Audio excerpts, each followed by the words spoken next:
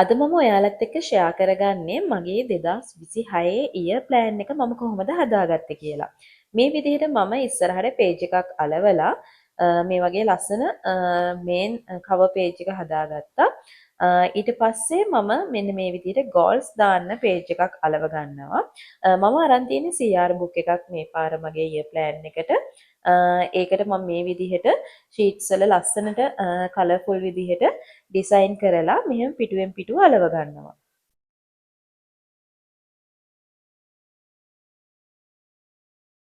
දෙවෙනි පේජ් එකේ මම අලව ගන්නේ අපේ monthly budget එක. බජට් එකයි ඉන්කම් එකයි දෙකම මේ පේජ් එකට එනවා.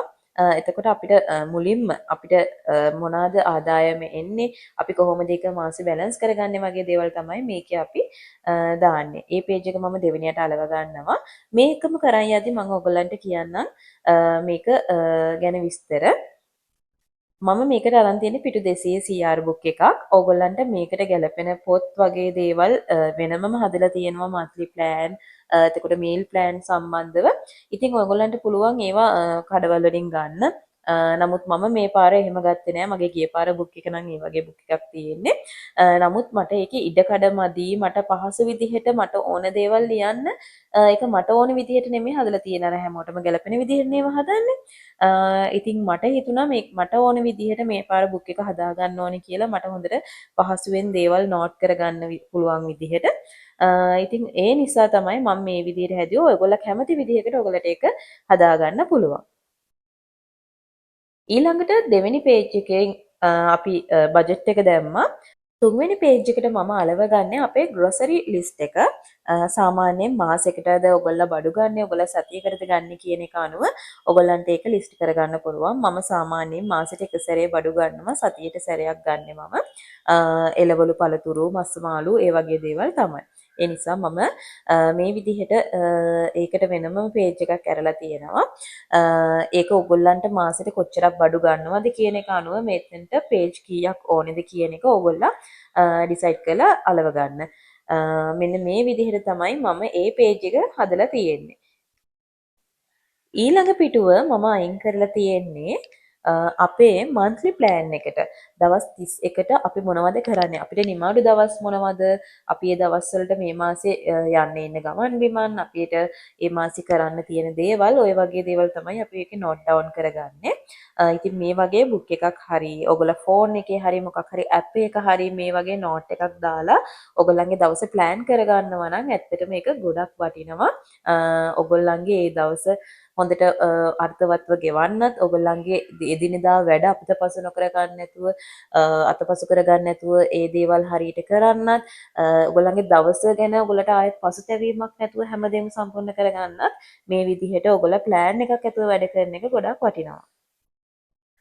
ඊළඟ පිටුව මම වීක්ලි ප්ලෑන් එකට තමයි අයින් කරලා තියෙන්නේ. ඒකම දැන් අපි සතියට මාසෙට අපි මේක මාසෙට මේන එක සැරේ කරන්නේ. එතකොට මාසෙට සති 4ක් නැත්නම් 5කට අපිට පේජස් අරින්න වෙනවනේ. එතකොට මම එක සතියක වීක් ප්ලෑන් එක අලව ගන්නවා. ඊට එහා පැත්තෙන් මම අලව ගන්නවා ඒ සතියේ මීල් ප්ලෑන් එකක්. එතකොට ඒ සතියේ සම්පූර්ණයෙන්ම මට එක ළඟින් බලා ගන්න පුළුවන් මීල් ප්ලෑන් එකත් වීක් ප්ලෑන් එකත් දෙකම. ඒ විදිහට මම පේජ් 5ක් අයින් කරගන්නවා. වීක් ප්ලෑන් එක, මීල් ප්ලෑන් එක, වීක් ප්ලෑන් එක, මීල් ප්ලෑන් එක වගේ පේජ් 5ක් එක ළඟ අලව ගන්නවා එක දිගට. එතකොට ජනවාරි මාසෙට අවශ්‍ය පේජ් ටික මට එක තැන තියෙනවා.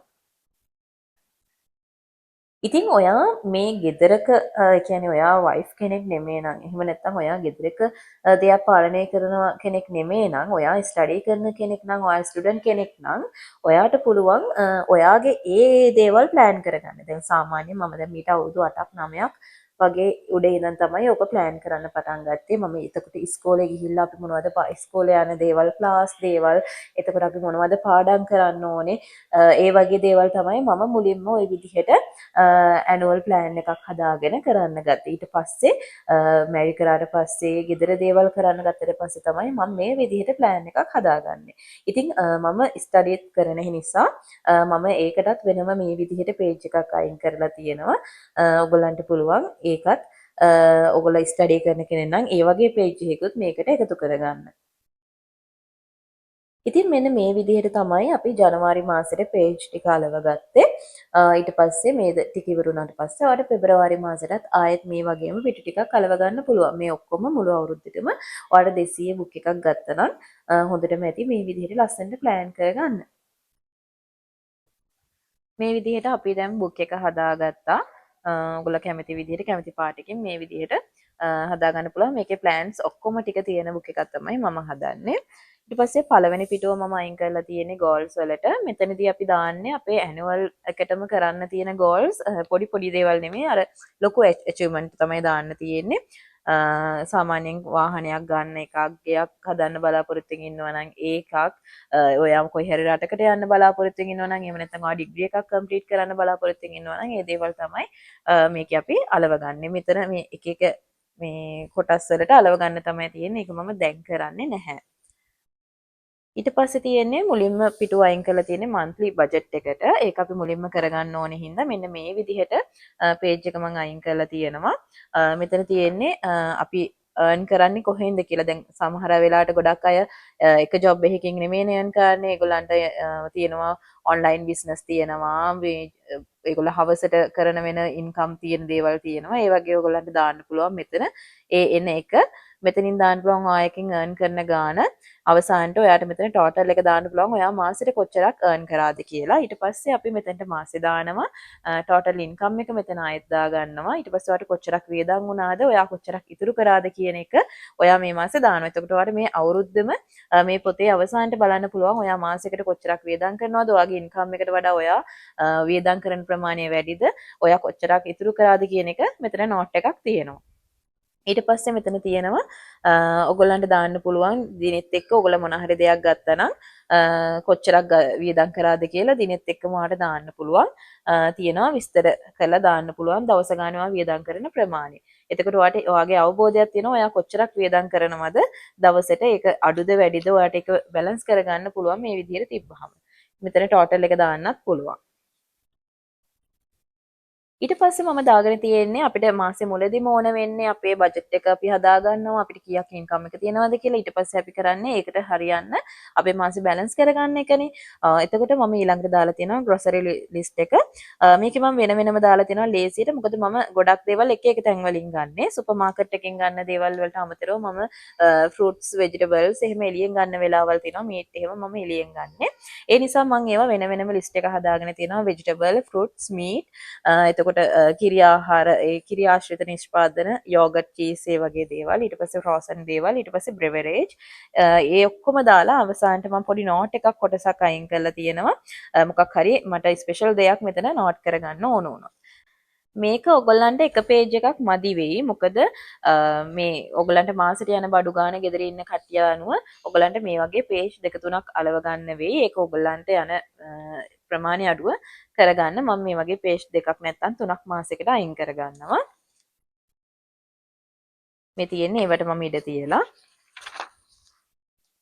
ඊට පස්සේ තියෙන්නේ monthly plan එක මේකෙදි මම මුලින්ම කරන්නේ මේ මාසෙට month එක දා ගන්නවා year එක දා ගන්නවා ඊට පස්සේ මෙතන dates දා ගන්නවා මෙතන උඩින් මොන දවසද කියලා පළවෙනිදා වැටෙන්නේ බදාදා නම් මම පළවෙනිදා ඉඳන් පටන් ගන්නවා ඊට පස්සේ ඉස්සෙල්ලාම මම මේක highlight කරගන්නවා අපේ නිවාඩු දවස් මොනවද කියන එක මම ලොකුවට highlighters පාවිච්චි කරන්නේ වෙන වෙන පාට පෑන් පාවිච්චි කරන්නේ නැහැ මොකද මම මේ page එක හදාගෙන තියෙන්නම කලර්ෆුල් විදිහට ඒ නිසා මම ගොඩක් පාට පාවිච්චි කරන්න කැමති නැහැ මේක එතකොට වැඩි වෙන නිසා ඔයගොල්ලෝ කැමති නම් highlighters ඒ ඕන දෙයක් මේ වගේ දෙයක් පාවිච්චි කරලා page එක ලස්සනට හදාගන්න පුළුවන් එතකොට බලන්න ආස හිතෙන නිසා මම දිනේ දාගෙන යනවා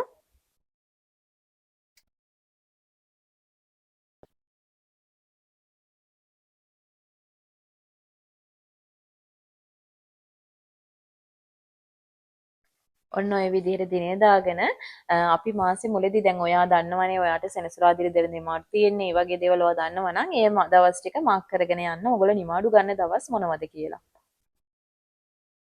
ඒවා මම මාක් කරන්නේ highlight එකකින්. අපි සාමාන්‍යයෙන් සෙනසුරාදා තමයි ගොඩක් වෙලාට නිමාඩු දවස් විදිහට තියාගන්නේ. ඒ නිසා ඒ දවස මාක් කරනවා.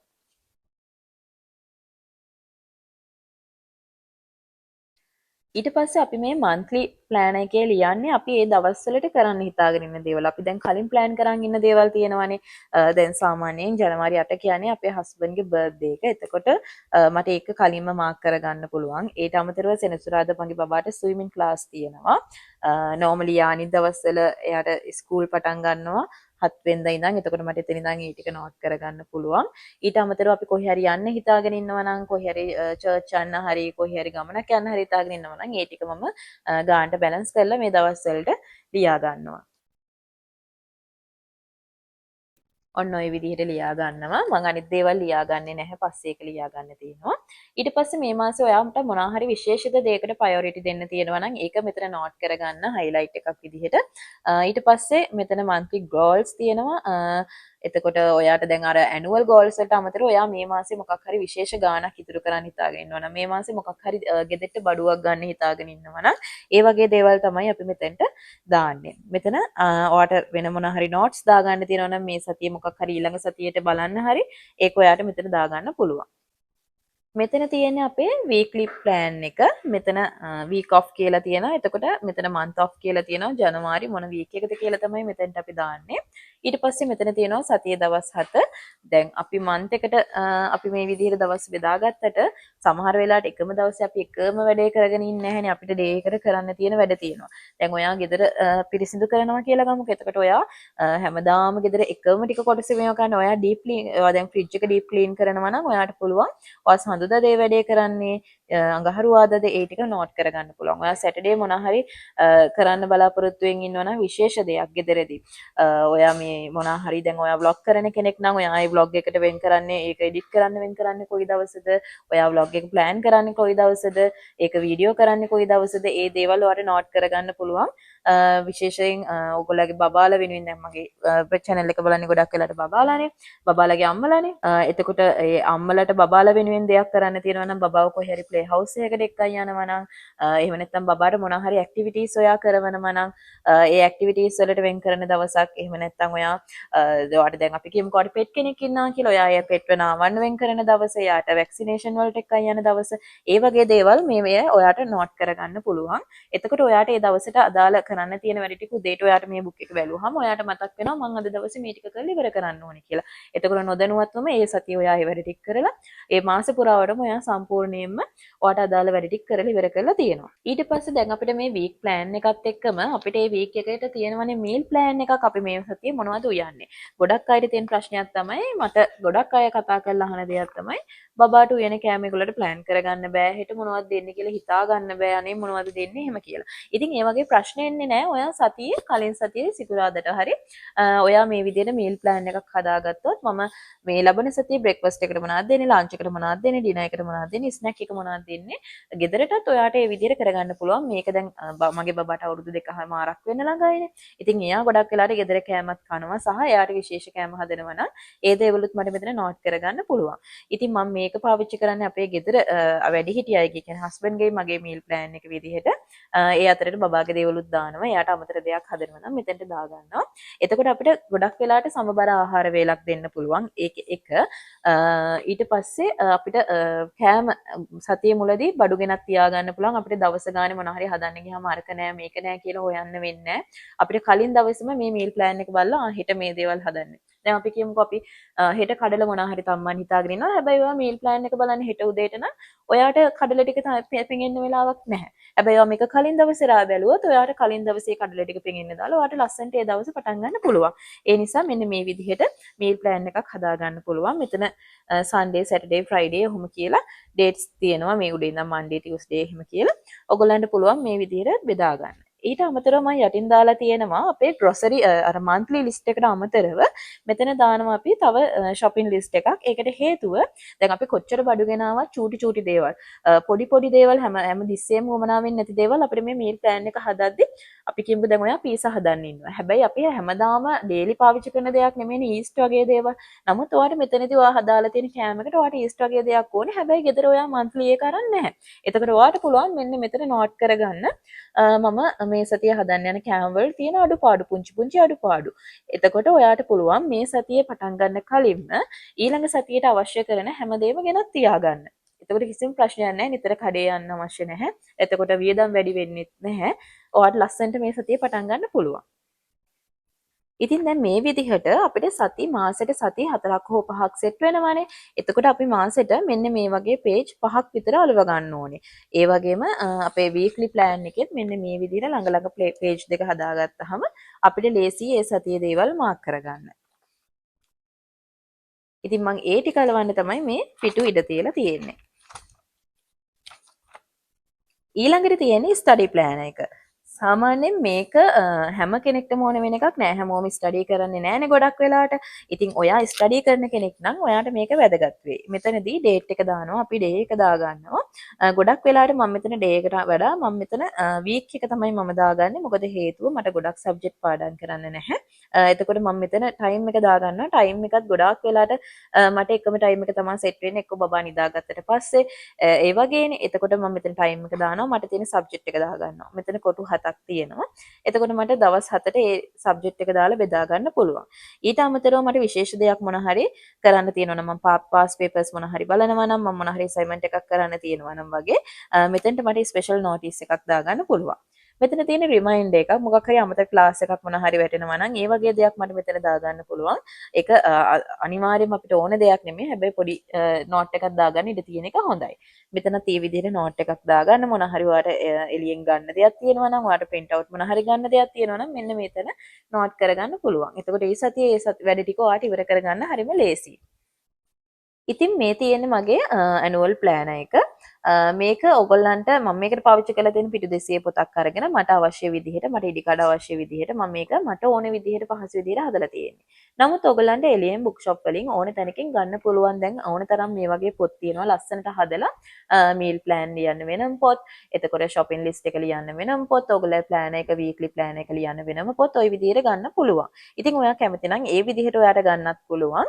එහෙම නැත්නම් මේකට වෙනමම දැන් මේ අපි මැනුවලි කරන එකක් නේ අපි මේක පොතේ ලියලා කරන්නේ. දැන් සමහර අය පුරුදු වෙලා ඉන්නවා ඒගොල්ලන්ට ලියලා කරන තරමට තමයි ඒගොල්ලන්ට මේ ප්ලෑන් එක මතක තියෙන්නේ. ඒගොල්ලන්ට ඒක අර ඇඟට දැනෙන්නේ ඇත්තටම ඒවිම් කරාම සමහර අයට.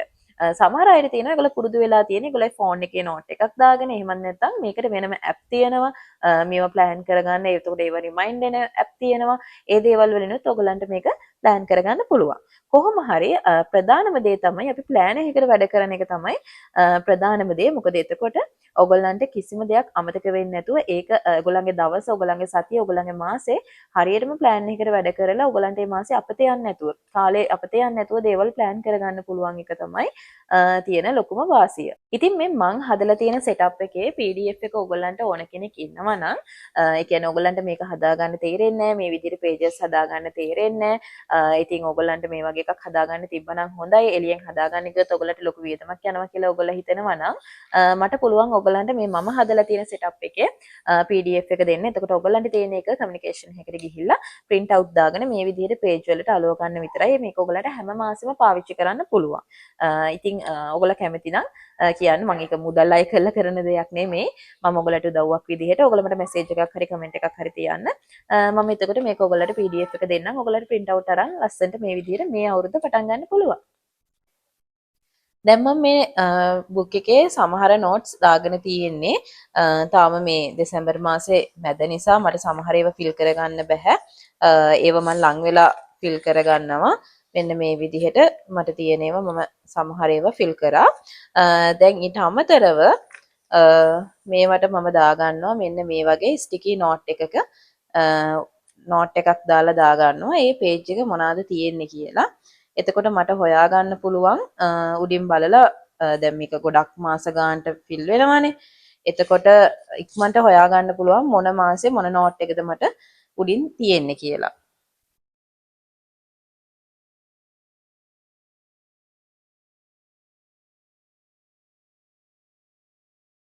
ඔන්න ඔය විදිහට මම මෙහෙට වෙනකම්ම අදාළ පැනය මුලින් හම්බෙන පිටුවෙන් දාගන්නවා නෝට් එක. පස්සේ ඔන්න ඔය විදිහට තමයි තියෙන්නේ. එතකොට මම දන්නවා මට අදාළ පිටුව පෙරලා ගන්න මේ විදිහට එක සැරේ පෙරලා ගන්න පුළුවන්.